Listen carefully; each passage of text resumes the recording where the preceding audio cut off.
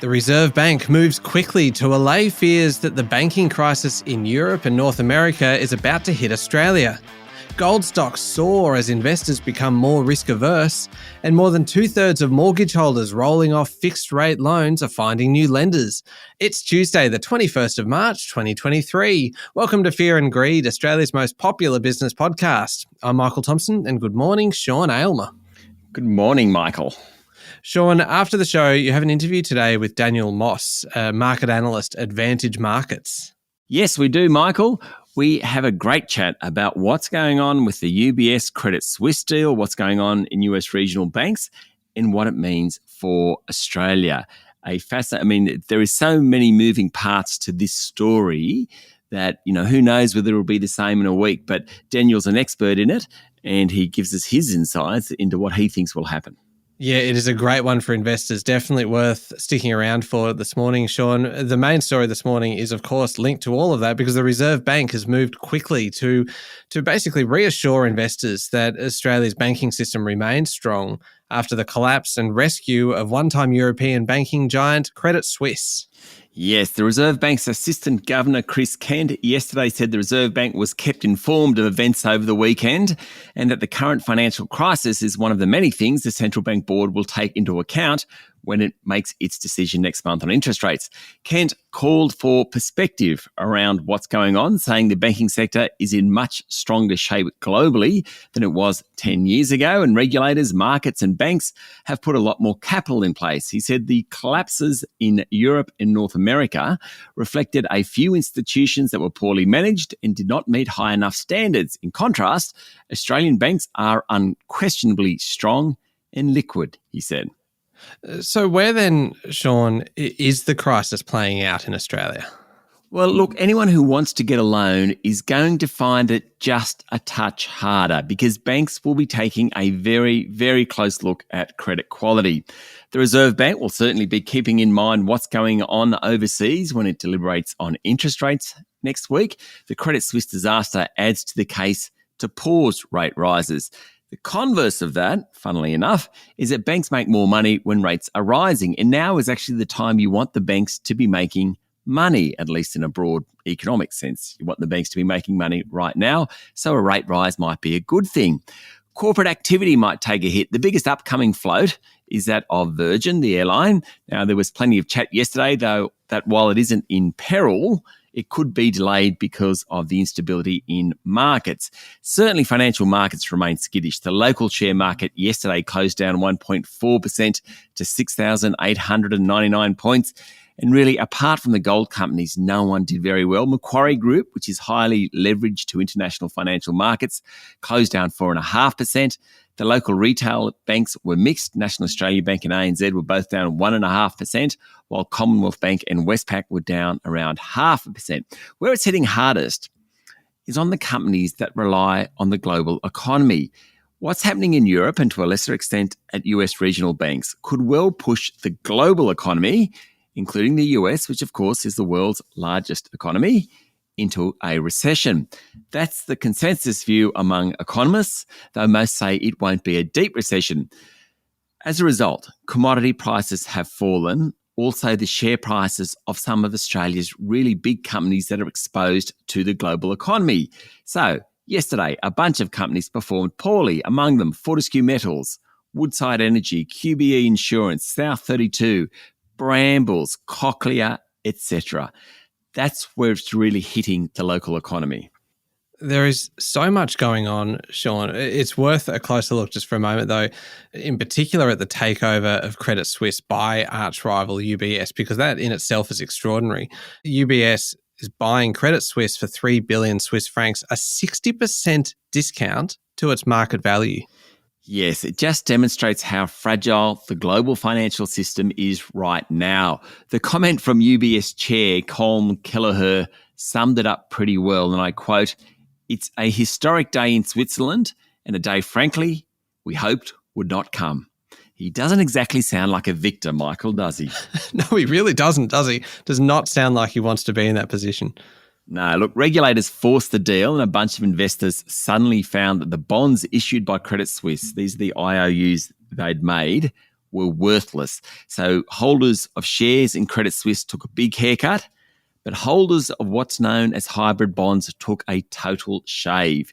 UBS will take the best parts of Credit Suisse and in all likelihood get rid of the worst parts. That might be its investment bank.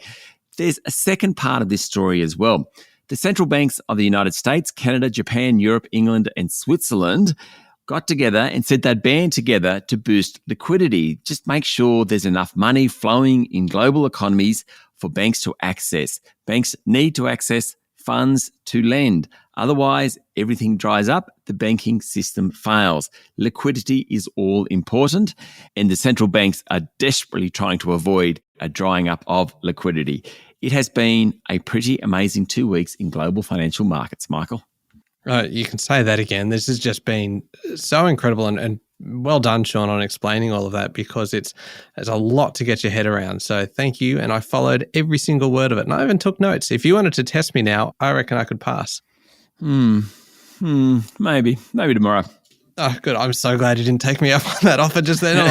There's a lot of bravado in that, but I don't think I'd actually be able to follow through. We'll be back in a moment with the rest of the day's business news.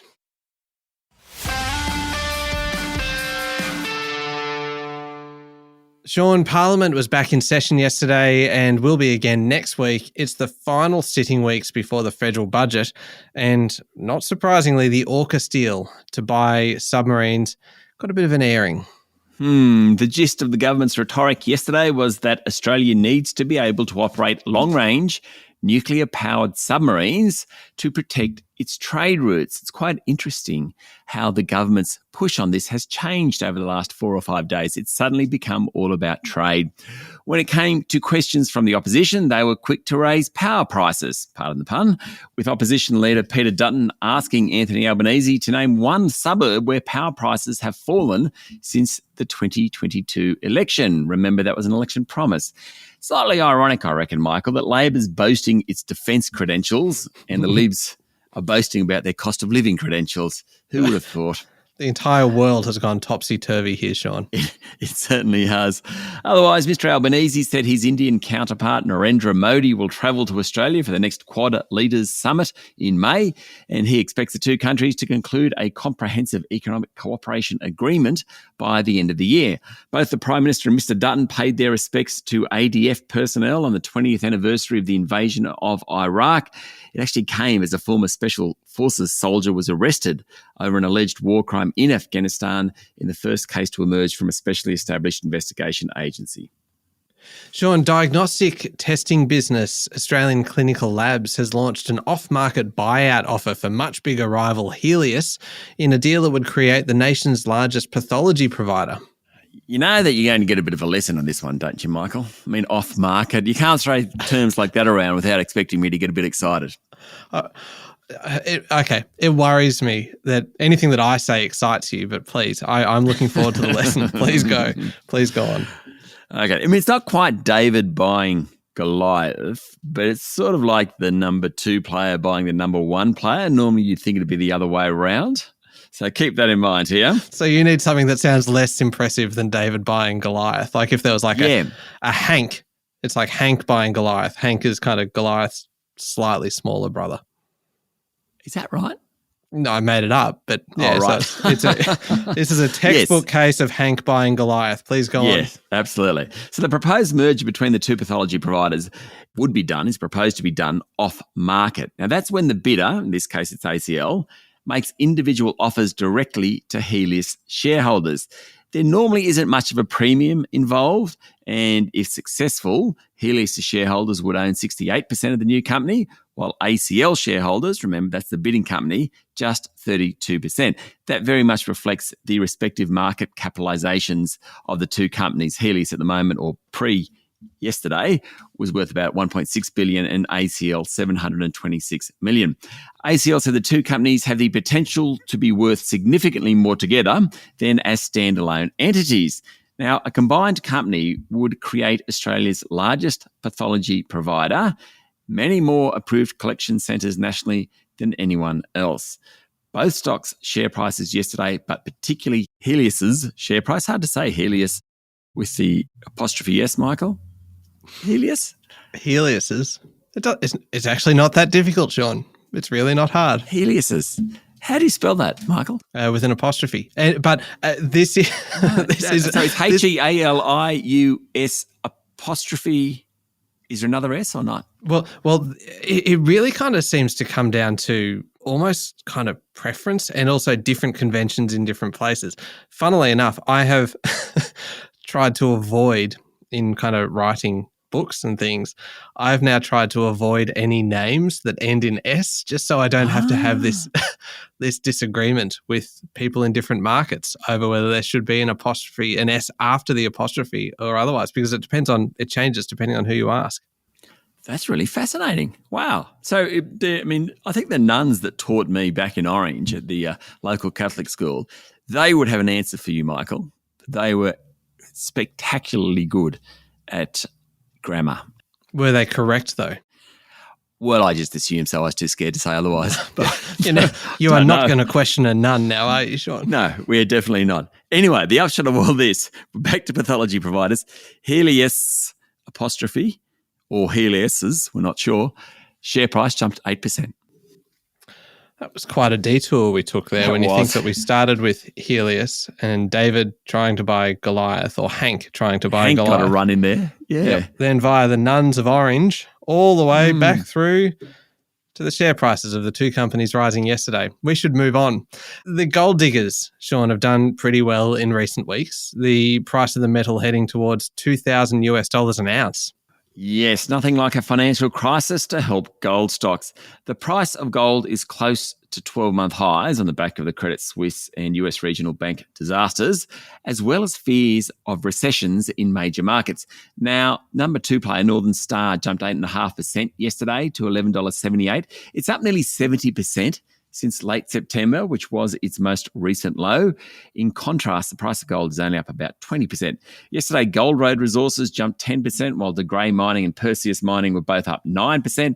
Evolution Mining jumped nearly 10.5%, but that was also in part because it said it had commenced underground production at its Cowal operations ahead of schedule.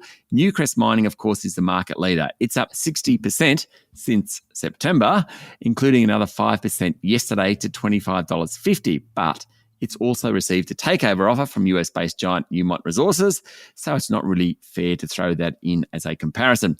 And the gold sector is one always with plenty of M&A activity afoot. Yesterday, Ramelius Resources said it's set to acquire Western Australia-based Breaker Resources for $131 million.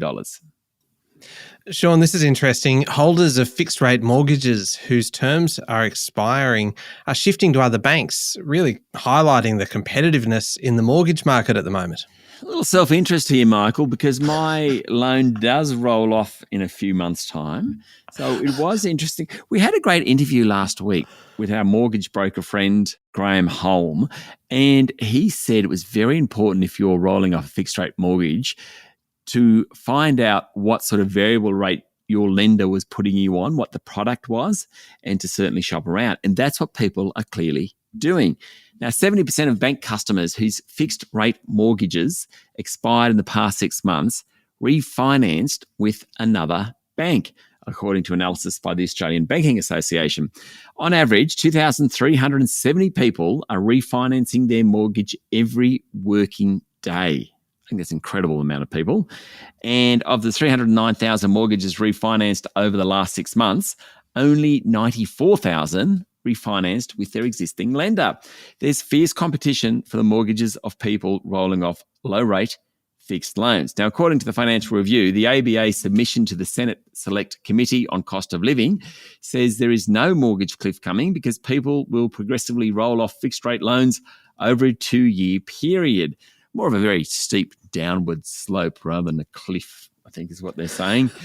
The 10 rate rises in less than a year means total annual repayments on a $750,000 mortgage are up by about $18,000 a year. So if you're on one of those low rate fixed loans, 1 month to the next month, you could find yourself paying a lot higher repayments. Sean, you just mentioned before the self-interest in this and the fact that your fixed rate loan is expiring in a couple of months. Do I take it then that this was just one very long-winded way of you kind of putting the call out to any banks that might be listening? Just saying that the Aylmer household is up for grabs. Give us your best offer. Yeah, and no one, it's tumbleweeds. Absolutely no one's interested in my credit quality. Alas. That could actually be quite an interesting little story behind that, but we might move on. We should. Just quickly before we leave this one, we talked about Chris Kent, the Reserve Bank Deputy Governor, earlier on. He was also talking yesterday about the transmission of monetary policy. He said the delay between a rate hike and its full impact on the economy had been lengthened because so many people have fixed rate loans. That's kind of interesting for all the economists out there, because the rule of thumb was that if they lifted interest rates, the Reserve Bank lifted interest rates, but the full impact would take 18 months to feed through.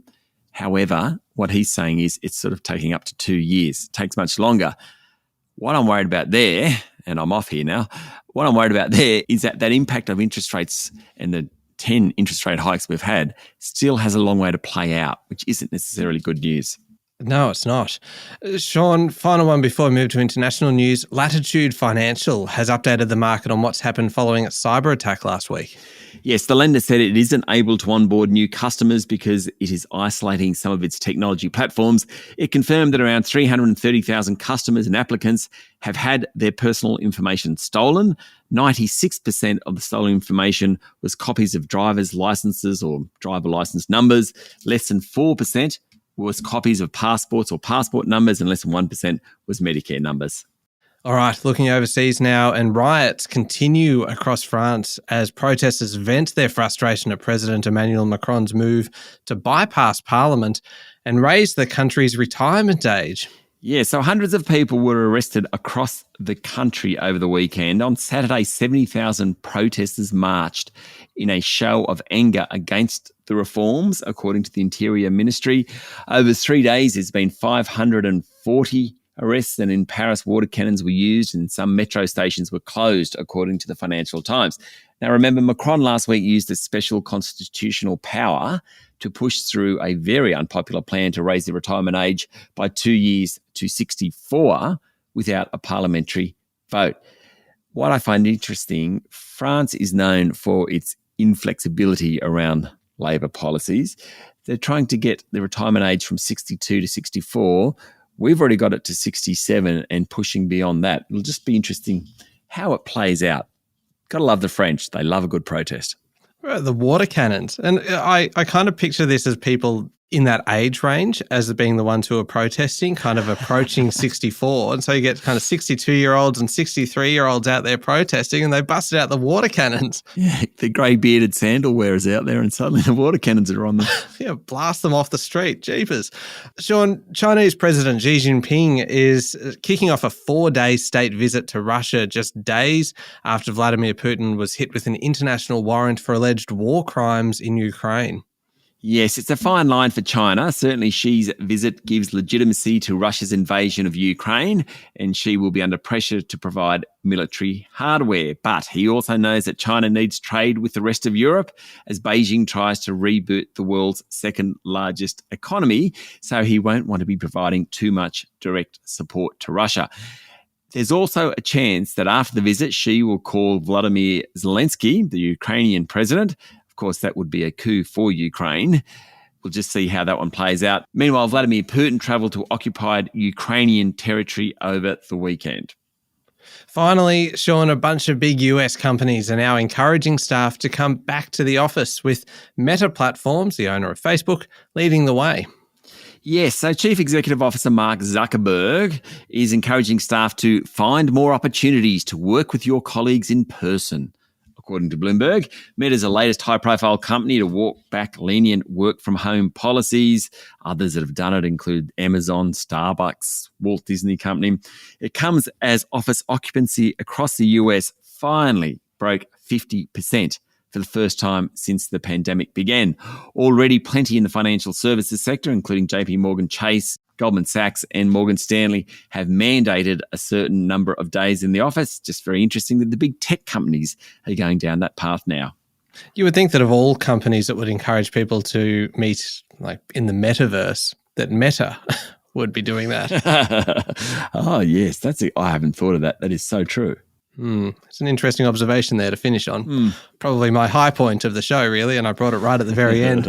All right, now up next is the Fear and Greed Daily interview with Daniel Moss, market analyst at Vantage Markets. Yes, all about the UBS Credit Suisse banking crisis, what's going on in North America and what it means for Australia. Yep, indeed. If you're an investor, you should be listening to that interview. It's coming up next in the Fear and Greed playlist on your podcast platform or at fearandgreed.com.au. Thank you, Sean. Thank you, Michael. It's Tuesday, the 21st of March, 2023. Make sure you're following the podcast. Join us online on LinkedIn, Instagram, Twitter, and Facebook. I'm Michael Thompson, and that was Fear and Greed. Have a great day.